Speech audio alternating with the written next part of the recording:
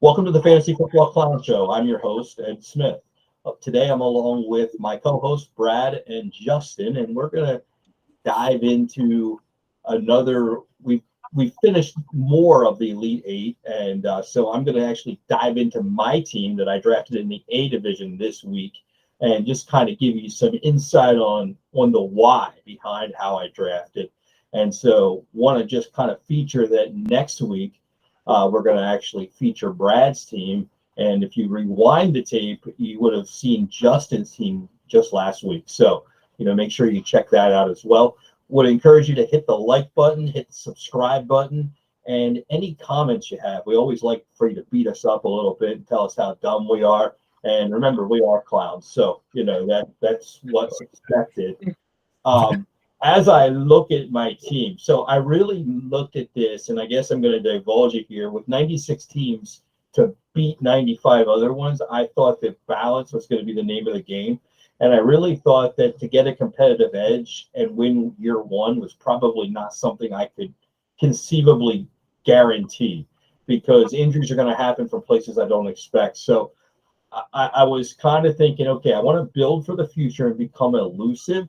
But I also want to be balanced, because if you mess up here, you may never win. And so I didn't want to get myself in a situation that I could just never win, that I would look back 5 years from now and be like, what was I doing? So my plan going in was, from the 12 spot, was to 12, 13, and then again pick 25. And those first three is to possibly go three different positions and really create balance. Well, that was a great thought until it didn't happen. And what happened was quarterback value just kept getting pushed to me. So I ended up with 5 quarterbacks in the startup draft. And while that was sure not my plan, it became the plan because of just where things were. And I do still contemplate, looking at what can I do to make this team win. I think it's got some ifs, so it may win. But to win the whole thing is probably like a pipe dream. So I need a lot of luck to just get to the playoffs, let alone win the whole thing. So what I'm trying to do is just kind of cash flow even on this year and stay very young and build for the future. And so that's kind of what I did. As I look at the team, I've got quarterbacks like Dak Prescott, but then also Trey Lance. So, and then I have running backs like Javonte Williams, but then also older with Rashad Penny. I've got tight ends like Johnny Smith, but then also like Hawkinson. So I've got this balance of youth and then also maybe veterans to kind of see where does this team go. Now the receiver room is really young, so we'll see what David Bell, Sky Moore, Tolbert, Dubs, Dotson, those kind of guys can really create for me. So they're very young, and I'll go as far as they go. But what I do find with all those guys are they have a path to playing meaningful snaps, and so that's kind of where I was trying to build the team around. So I'll be interested to see where it goes. I don't envision that I'll be part of the top 2, but I do envision that I possibly will be part of the top 6. So excited about the preview that's coming. We're going to actually drop that preview. It'll be filmed for Labor Day, so be looking forward to that, where we're going to outline each and every division. You're going to get all 3 of our inputs on who's going to win each and every division. And of course, we're going to tell you that we're going to win our own divisions, because that's just what we do. But no, in all seriousness, we're going to see how close we are to accurate when it's all said and done, and how well our predictive skills are. So as you guys hear about my team that I built there, what are your kind of come away thoughts, as you both drafted with me before? So this wouldn't be the first time you probably heard that reasoning and logic, or at least I think it's logic. But so anyway, I'll throw the ball to you, Justin, and get your feedback. Is it what you would have expected for me to draft if you were to just say, "Oh, I wonder what Ed's team's going to look like"? Oh yeah, yeah. Like when all these quarterbacks that you took, it makes a lot of sense compared to all the other drafts that we had done together.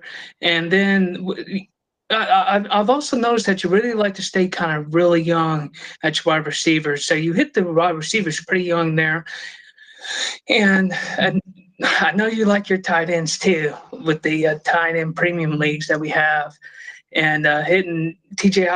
Hawkinson and Johnny Smith. That was really nice there.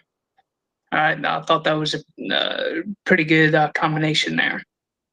I'm going to throw it out there. Harrison Bryant. I just kind of want to look at. The reason I have him is because we look back a couple of years ago, and that was maybe an up and comer. I think he's got a chance to be a top 10 tight end this year, even though Njoku's there. And so I kind of have him as a free square. But anyway, as we were talking about tight ends, I'm really counting big on Harrison Bryant. What do you think, Brad? What's kind of your takeaway? Is this what you would have expected my team to look like? I know early on we looked at it and we saw that we had the same players, so we kind of had two of the same 5 first picks. I know Lance both said Lance. I feel like it's honestly, I feel like you went a little bit different than how I've seen you draft in the past. Just because I feel like, I don't know. I feel like you usually have at least a couple vet wide receivers late, a couple more quarterbacks even, like backups or whatever. But I think you definitely stay young, and I think it just depended on where you were in the draft slot, really. Like, you just kind of play it how it went and took value. So yeah, and I felt like the quarterbacks went quicker than they have in other leagues. I was just looking around today at some of the rookie drafts that are happening now, and I noticed that, for instance, Garrett Wilson went round 2, pick 1 in a rookie draft, and Jamison Williamson went in the 2.7, 2.6 or 2.7 in that same draft, and yet guys like Pacheco went in the first round. So the changes are starting to occur, and ADP is getting upside down, and it's just kind of amazing to watch some of the craziness. So I guess I say all that to say that I think that there's things are happening at different, like the ADP is starting to switch a little bit. So I'll be interested to watch how some of that comes out here as more time passes as far as that goes. Any parting thoughts before we jump into all-in quarterback part 2? Is there any other takeaways from the Elite 8 or anything else that you noticed by looking at the whole thing overall in the last week? No. Well, I guess I have noticed that some teams actually waited on their quarterbacks, and mine, I kind of made them pay for it, and same with some other ones I've talked to in my league. They just, if you're gonna let them fall, we're not gonna leave them there for you in the next round.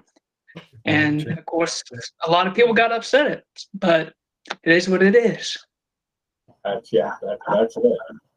yeah, quarterbacks come off fast in these kind of drafts, especially when the top 10 of them are under 26. Like they're franchise guys, especially for dynasty.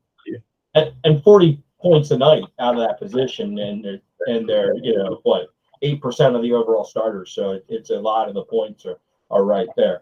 So transitioning as we look at the first team, and we're taking a look at tonight, or today, 5 teams that were drafted in 2020. So we got to rewind the clock a little bit, and they all drafted with the philosophy all-in quarterback. And so this is part 2 of the series. So we're really taking a deep dive into a lot of different teams. And so first we're going to look at a league. And what's crazy about these leagues, or at least I believe only one of these 5 that we're going to look at today is a league that I would have started and had any settings or anything to do with it. I'm no longer the commissioner of that league either, but just kind of food for thought that these are all leagues that were set up that I have zero to do with. I just got in and drafted according to whatever the scoring systems were. And so as we look at Hello, My Name Is, and that's just the name of the league, I look back and I drafted 11 quarterbacks in the startup and rookie draft, And the top 3 quarterbacks, and I guess I found this really funny, were Drew Lock, Mitch Trubisky, and Sam Darnold. Those were my 3 best. And the rest of them weren't really starters. Now, luckily, out of the rookie draft, I did get Tua and Love. So out of 5 of those 11, those were where they were. But everybody else was actually part of the were backups at that time, or still backups, or out of the league, or just not anything important. And so when I start to take a peek at that league, I think even though we drafted 11 and it created this shortage and it created a lot of little nuances as far as rookies, and it became rookie picks, right now it's kind of short on quarterbacks. It's down to it has Trubisky that we expect to start, and then Lawrence and Tua. So it only has 3. That's one of the things that I noticed. The other thing that I noticed is it only starts 2 receivers and then 2 tight ends. So the value on tight end is great. And I didn't adjust well enough to that. So I have a lot more receivers and not enough tight ends. And so if I were to draft this team today with only 2 starting receivers, I would definitely go harder at tight end and not so hard at receiver, because that's what's setting this team back, in my opinion, with Kylan Granson and Uzuma as my 2 tight ends, where I've got guys like Judy, McLaurin, Ayuk, as receivers. There's plenty of that to fill 2 spots. So, if I had to do over again, I would sure go harder at the tight end position, because even in future rookie drafts, you can always find receivers. So receivers are a dime a dozen. I mean, you don't have to be right. Like I have Romeo Doubs on the bench, and Quez Watkins at number 3, and Dotson, as well as Tim Patrick and Mechie in IR. So I mean, they're just Danny Gray down below in the taxi. So there's just receivers everywhere, and yet without positions for them to play. And yet, at tight end, I'm starting guys that can't even get on the field for 20% of the snaps. And so, that's where this team is going to fail if it does. So I'll take questions from you guys, but is that what you guys are seeing when you look at it and what you see? Yeah, I think so. Yeah, it definitely looks like not like a team I've really seen you draft before. Like it's a lot different. Kind of looks like it was like you beginning like dynasty almost, like before you like realized what you were doing. But it looks like you turned it around last year and got a bunch of picks. So I think you're looking a lot better now than you would have last year coming into this year without making those moves. That's for sure. But I guess the question is, why didn't you go tight end at all? Why, with 2 receivers, why would you go heavy on receiver? I at that time, I was really kind of listening to everybody I was listening to was telling me, to fade running backs, draft receivers, fade the tight end. Kelty was good, but everybody else wasn't. And it was before really the breakout of Waller. It was before all those things. And I guess in my mind, it was wait on the tight end. And that was because the analysts at that time had everything in a box. And I remember the first quarterbacks I saw come off the draft, and I was like accustomed to just drafting running backs at the beginning and then follow it up with receivers. And if you stop and think about it, Michael Thomas and Devontae Adams were the best receivers at that time. We weren't even sure if Diggs was going to be a thing because he just went to Buffalo, and really Thielen was the better receiver. So you got to kind of put it back to that at that time frame. And we thought that Rager and Ruggs were good, so, that rookie year. So I mean, and Keyshawn Vaughn was a stud. Like those were all things that we were thinking at that time. And the CEH was a top 5 pick in a startup draft. Like those were all things that were happening. Zeke was number 2 with Barkley number 3, and Kamara was like 6. I mean, and I remember you, Brad, in the startup dynasty around that time, you took Kamara number 1 overall, and the league almost like fell out of the chair when you did that. If you remember, I mean, you remember it. Like I remember it. And just CMC that year. Yeah, and fast forward, into the Thanksgiving game when he scored 5 touchdowns. you look pretty smart, So, that's what happened later than that. And so I guess that's kind of was my thought. I was just didn't know enough to be dangerous. We're gonna look actually. Well, before I go there, Justin, what are your takeaways, if any, or anything that you wanted to ask about that, or you geared up for the senior citizens league? Well, on this one, let's see here.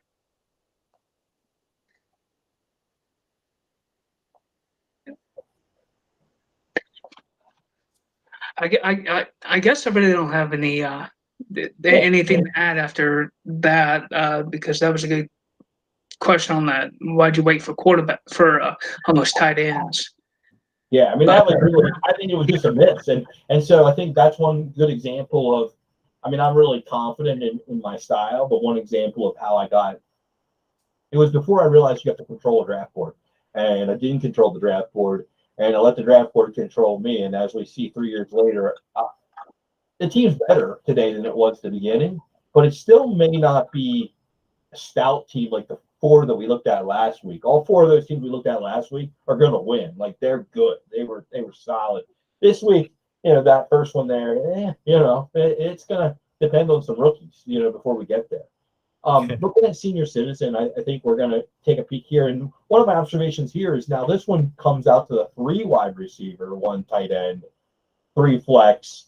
And, just kind of an observation. I took 13 quarterbacks here, but here they're young and fluid. I mean, yeah, it has Tua, the same Tua, but it also has Justin Fields. But then we have like some more consistent performers in like Kirk Cousins and Jimmy G and Mitch Trubisky. And even though Jimmy G doesn't have a spot yet, we still have him. And then down on the taxi, I have Davis Mills, so we can promote him if points are a thing. Like there's some ability to maneuver, and I'm really staying focused. Like a lot of people at this stage are really trying to cut their roster and make everything fit. And I'm still trying to be patient because we're at week 2. Like we're coming into week 2 of the preseason. Like the scare of Zach Wilson is just in our rearview mirror, just real close. And Drake London was a scare the other night, and so people are going to get hurt. And they're still going to get hurt. This next week is going to be a big week, and then the next week, even yet, will be another big week for injuries. And so, we're really going to keep hang on to these guys until we know that they're out of the woods. So that's kind of what this team is. I'm very confident with this team because guys like Drake London and T. Higgins and St. Brown, are solid at the receiving corps. Like, so I really like the top of the receiving corps. They're all young. They're all ready to go. Hawkinson is a great tight end.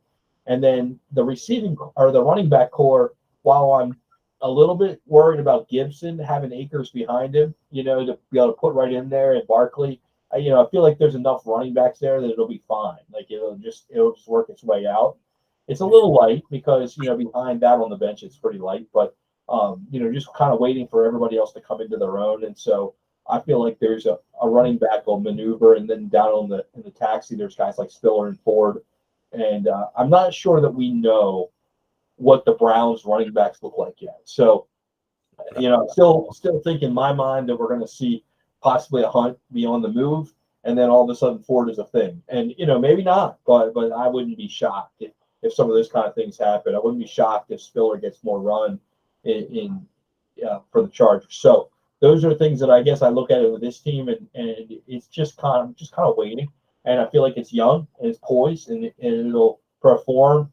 And if we're looking at it week 5 and the bye weeks are starting, there'll either be a chance to trade off some of these vets and get more picks, or there'll be a chance to go win. And so I think this team is kind of like how I like to build it, so that it has a chance, but we still can stay young and rebuild it and be even stronger next year if it doesn't have a chance, depending on what happens.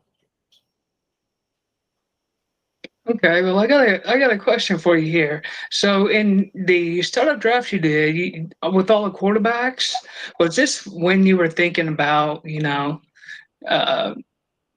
started thinking about on how to corner that quarterback market?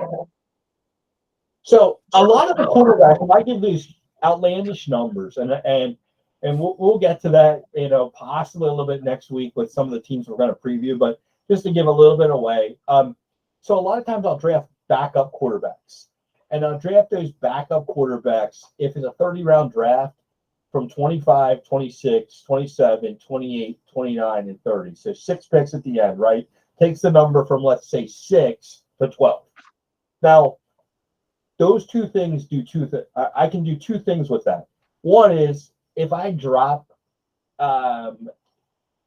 Brandon Allen, the backup for Joe Burrow, in a given week and he gets picked up by somebody else, no big deal. Like, I can move on from that and not feel like, because he's just really a piece. And if I pick up Chad Henne to replace it, it's fine. If Joe Burrow gets hurt the next week and I don't have Brandon Allen and you bought him, it's fine. If you pay a bunch of money because you think I might pick him back up, that's fine. I really actually want the backup, and I'm historic for doing this. I'll always buy backups for the Monday night game. Every week, I'll drop a guy that didn't get hurt on Sunday, and I'll pick up a guy that's going to play Monday night if he's available. That way, just in case he gets hurt, I have him. And now I have a backup quarterback. And so I just kind of historically do that every week. And it's no big deal. But if I drop him, I drop him. I don't have any skin in it. It doesn't matter. I don't ever pay for a backup quarterback. Don't care that much. It's a numbers game. I just keep churning through it. And in my mind, it's just the use of the roster, because the guy that it's points over replacement. So if I like the guy, if I had KJ Osborne, I'll probably keep him. But if I have, I don't know, like Kendall Blanton, I don't care. Like, I don't need that. Like, that's never going to be anything that I need. Like, having that on my roster is like a zero in my world. So I really don't want that. Like, it's just not a guy that I even, Watson from the Kansas City Chiefs. Like, Justin Watson is not a guy I need on my roster. Like, I will never be able to trade him for more than a 3rd-round pick. So using a roster, and I'm never going to start him. Like, he could have 5 touchdowns, and I'm not going to start him the next week. Like, it doesn't matter to me. Like, there's no value in my world. And nobody's going to trade me for him because they're going to say it's a fluke. Where if I have Joe Flacco and a quarterback gets hurt, somebody wants him. Or else they don't get any points, which is fine too. Like, because then they can't win. And at some point now I control who wins and who loses, just based on what I have on my bench. So I guess that's really where the quarterback monopoly comes into place. It allows me to control a market. And that's what when we talked about the last team, I didn't control that draft at all. And so my goal is to have enough draft picks in every draft to control what other people do, because I have a firm belief that they'll make mistakes. If I give them enough rope, they'll hang themselves. And I'll just be content taking the worst. Like, whoever they leave me is fine. Like, it doesn't matter. So it's kind of funny. I never think I get sniped because I'm pretty cool with it. Whatever you want to give me, I bet that you guess wrong. Like I just want the other side. I'm going to let you make your choice, and I'll just take the leftover. And I think you'll guess wrong more than you'll be right. Like, that's really how I play it. So whatever you want to leave me is fine. Whichever player, it's cool.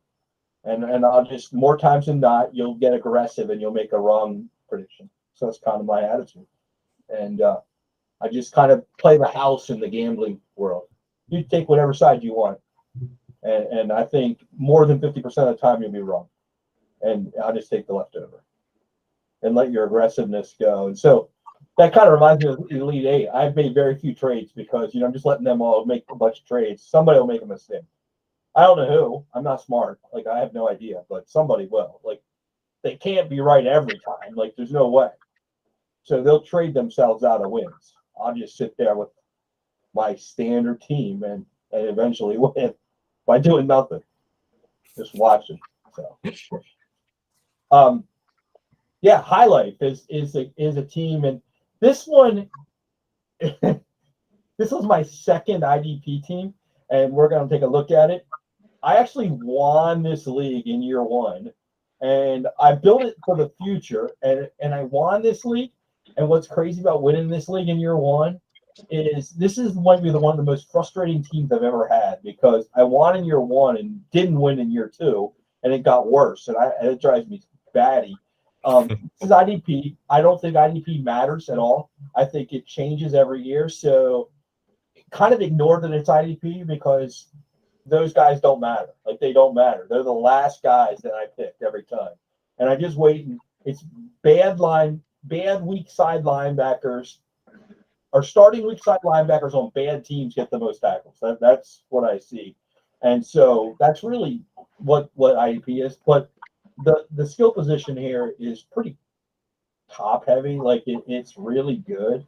And so, I've got Kyler and, I feel like Kyler and Deshaun Watson and Mac Jones and Trevor Lawrence all to fill 2 spots. I mean, the quarterbacks are just ripping. Javonte Williams and Clyde Edwards-Helaire at running back is ripping. Again, young, ready to go. Now maybe I'm higher on CEH than most. But then T. Higgins and Devonta Smith and Eli Moore at receivers, again, are ripping.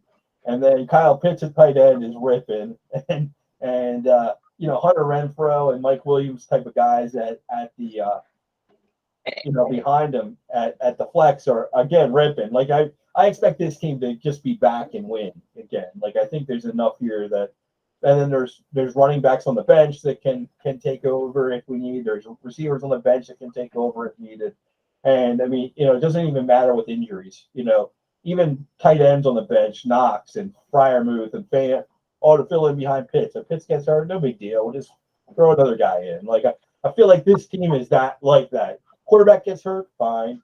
Running backs get hurt, fine. Receivers get hurt, fine. Tight ends get hurt, fine. We're good. We'll just keep going. It really should win.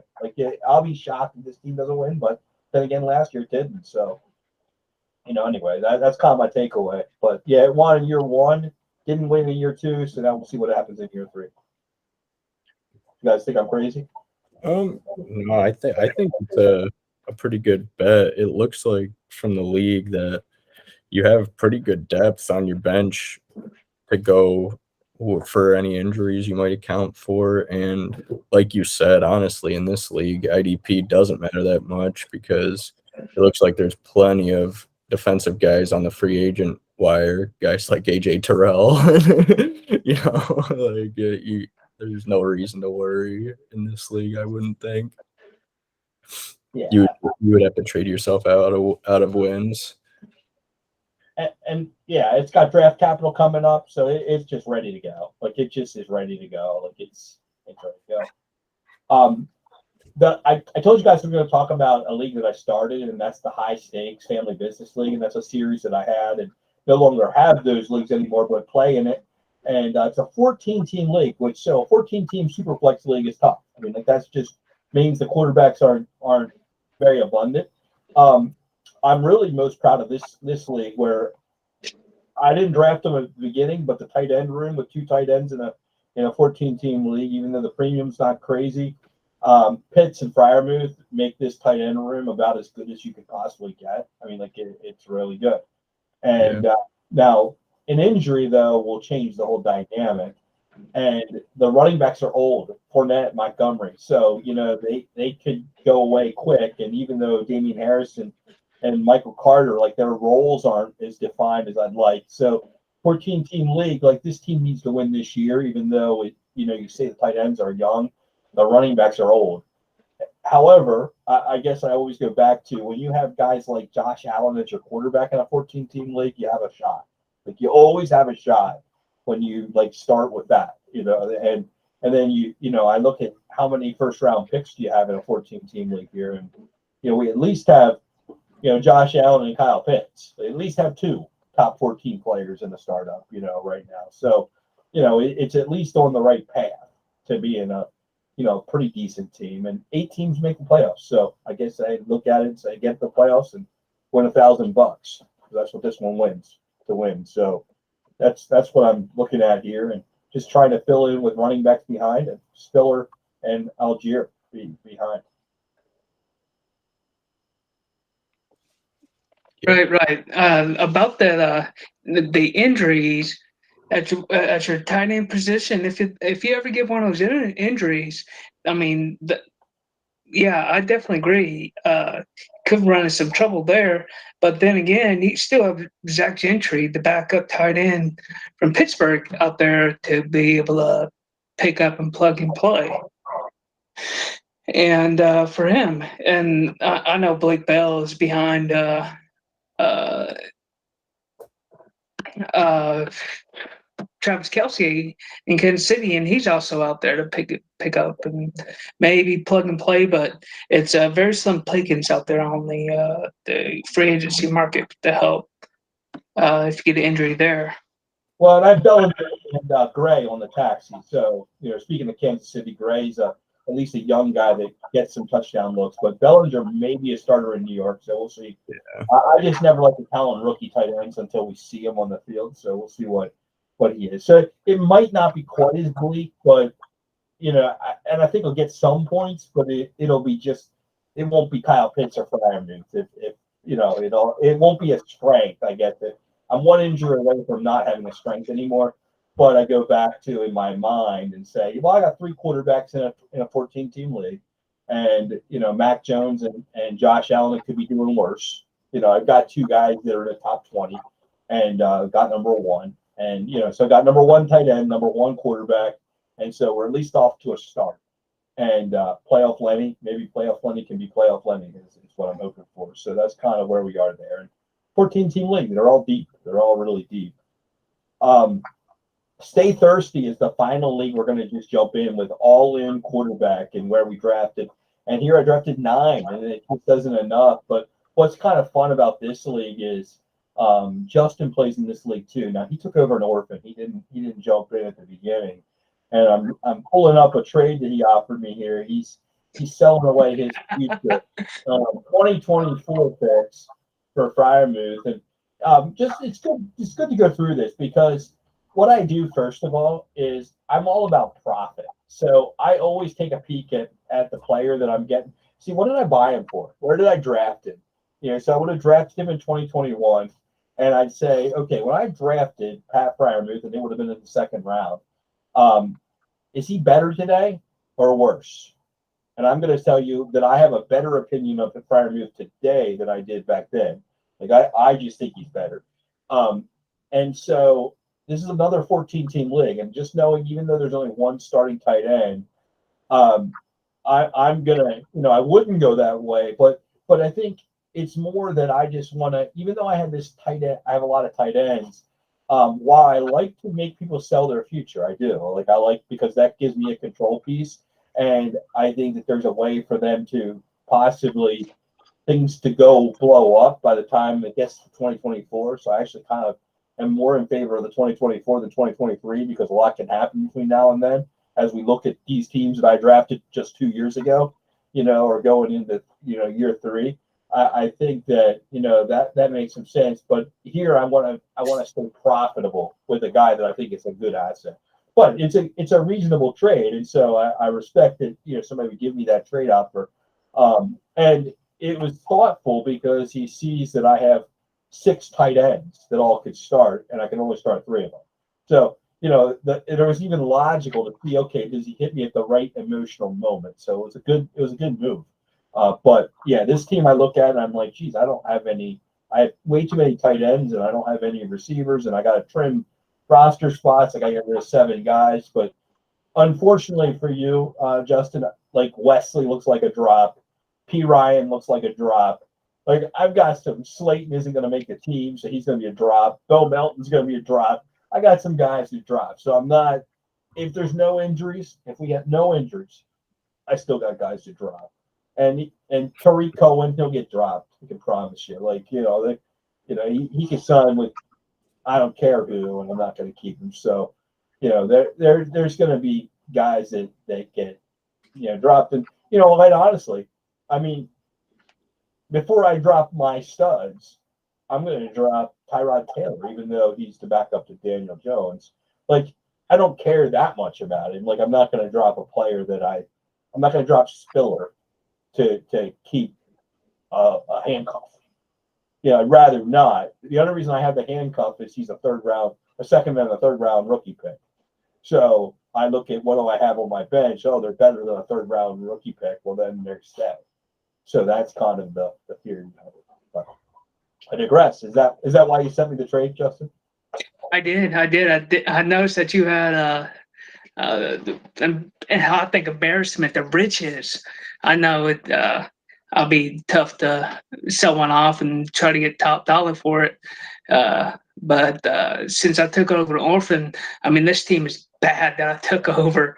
I mean, Matt Ryan's is my second quarterback, and everyone is very, very old on my team. So I wanted to be able to keep my 23 picks, and I'm gonna try to put something together and get another 23 pick for next year. But I knew it was going to be kind of tough, and I didn't want to try to send over a 24 first round pick because I think that's very valuable. So that's why I went in and sent you that trade offer there, just to try to help me, because my number one tight end is look like Ricky Seals Jones. So I mean, I'm hurting bad there. Well, you might see a counter, and we'll talk about that at a later time. So we'll see what happens with this and see where we go. But I want to thank everybody really tonight for joining us on the Fantasy Football Clown Show. And we're going into preseason week 2. Some things coming up. The Elite 8 premiere is gonna be published on Labor Day. So it's gonna preview every single division of the Elite 8, and we're going to go through it, and you're going to get our picks of who's going to win. And then the next day, Tuesday, right after Labor Day as well, we're going to preview the 5 Clownhead leagues. So again, you're going to get that. And just kind of want to do a shout out. All 3 of us are going to be competing in Clownhead 4, Clownhead 5, and as we are recording this, we still have a couple openings that I expect to fill up in the next day or so. So if you do want to get any friends in or into the Clownhead community, because this will be the last time that anybody will be able to get into the Clownhead community before we just turn it off, and then everything from this point on for the season is just going to be the community itself going to be participating. So there won't be any way in until 2023. So congratulations if you are a part of it, and we've got some real exciting things planned.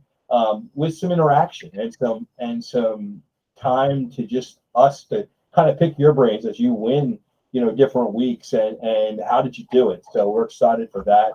You'll get our best questions as well. So really excited for what we have going on. Thank you for joining us, and we look forward to next time.